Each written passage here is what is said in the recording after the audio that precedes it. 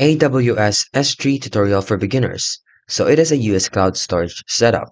AWS S3 is a simple storage service which is scalable with a secure cloud storage platform that allows US developers and businesses to store, manage, and retrieve any amount of data from anywhere.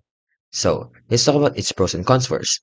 It is highly scalable, durable and reliable, offers flexible storage classes, a strong security and compliance, seamless integrations, and user-friendly tutorials and communities. So here's how to set it up.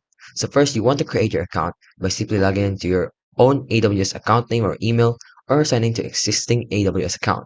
So you can start with around $100 in AWS credits and earn up to $100 more by completing various activities.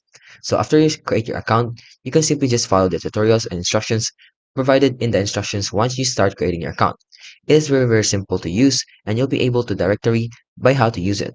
Now let's talk about its cons. It has cost complexity, an initial learning curve, and it requires limited local testing as well. So overall, it is the go-to cloud storage solution for US developers and businesses needing scalable, durable, and secure storage. If you like this video, don't forget to like, subscribe, and turn on the notifications